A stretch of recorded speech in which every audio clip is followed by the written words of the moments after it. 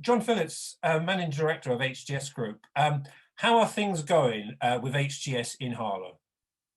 Well, Michael, it's been a long haul. I think the last time we spoke was back in the sort of early summer last year when we were in lockdown 1.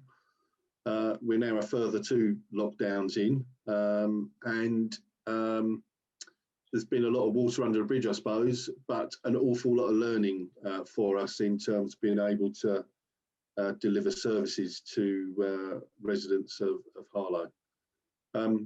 Effectively, within HTS, we've got 350 people that work for us, and probably 280 of those are frontline workers.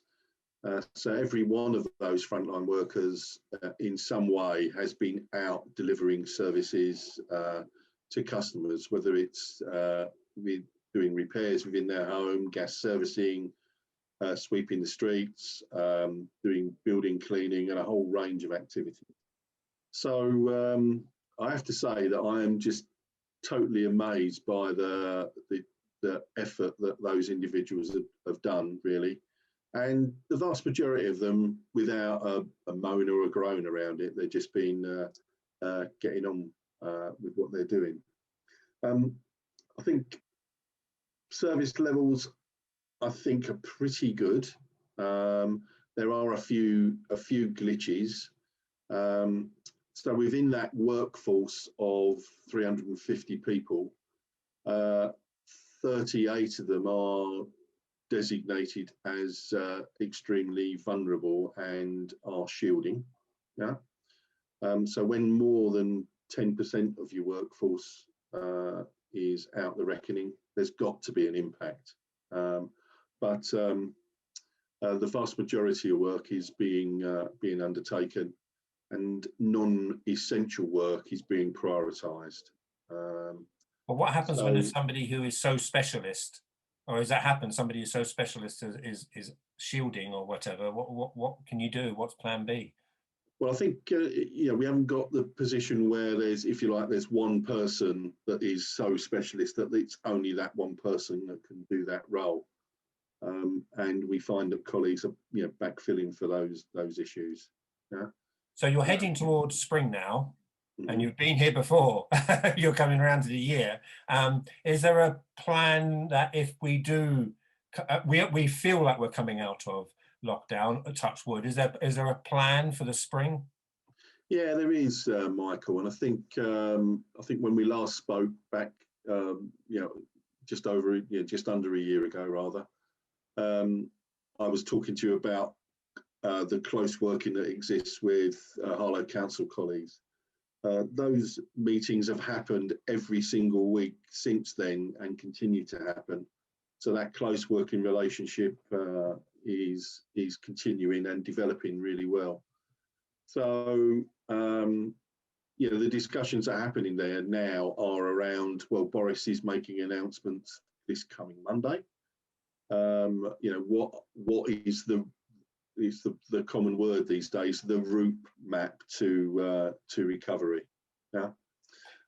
So we've got documents that we're pulling together that actually demonstrate. We just need to be putting dates to some of those things in terms of target dates for recovery, and a lot of that depends on what Boris says on Monday. You hear there's a message of the current message, stay at home unless. I think, if you look at the press and believe the press, that's changing to now go out and go, get to work if you can. I think that's seen as a bit of a blessing for many of us that, like myself, are working at home at the moment for most of the time. A couple of more things. What about staff's emotional well-being? How have you been able to assess that and nurture your staff in that way? Yeah, I think an awful lot of work has been done with staff groups to keep people's motivated, keep emotions high, what have you. I don't think I've been on so many Zoom meetings that are not necessarily work related, just a chat related with people that are working at home, and indeed frontline workforce people. So it sounds a bit corny, but we have some sessions, Ask the Governor, where small groups of people can just get on a Zoom call and ask any question they want, really. And we share like quiz nights with managers and what have you, just to try and keep things going. WhatsApp, I think, has been a bit of a blessing. We've set up a series of WhatsApp groups in the business. Need to just, I suppose, temper that with making sure that there's a bit of joviality in it, but not too much. And I think that, yeah, the general feedback is people are, yeah, they're getting on with it and they're adapted to this new way of working. But equally, I think we're getting at a stage where people are starting to want to get back to some sort of normality. So, itself, yeah. Indeed. So people, for example, people, their boilers, annual checks are being done, minor quibbles regarding plumbing is being done. But are there any major works that have had to be put on hold that you're going to have to get done in 2021? Major housing repairs? So we deliver a significant chunk of housing capital programme works, which, because of the particularly high infection levels in Harlow around Christmas time, there was a corporate decision to pull back from opening up those sites after Christmas. So in that recovery plan, now that, if you like, infection levels are pretty low now in Harlow, we're certainly not in the top 10 numbers as we were in December, January. The plan to reopen those sites and finish off that those capital programme works, there's a plan in terms of being able to do that.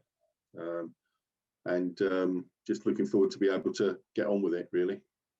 And will you look back, don't want to get ahead of ourselves, but will you look back on this and when you come out of lockdown, is there anything you might continue to do that you've done at the moment that you're actually, that was an example of good practice, we might just continue doing that?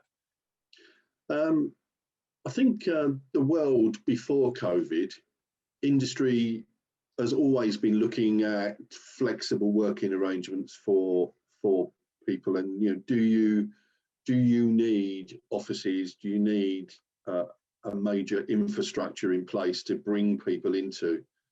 And I think we were on the cusp then of thinking, well, actually, if you can do these tasks from home, why burn up the environment in driving a car 30 miles to go to work? So I think we'll actively look at flexible arrangements, because we've actually proved it can work, and with the right balance, be far more efficient in terms of for the individuals themselves and for the business. There's a business case for flexible working, that's for sure. And finally, I don't want to put the bar too low, but there was a fear back in March, April, that a lot of organisations would simply not be there until we're back out in some way. So for a lot of people, it must be pleased to see the HTS vans, the HTS road sweepers, weekday in, week in, still out there, still doing their job. So that, it must be, and I think there's been a lot of positive feedback. Have you had a lot of positive feedback? I most definitely have, and again, I come back to those nearly 300 people that are out there every day, just admiring their effort to come out and do their job.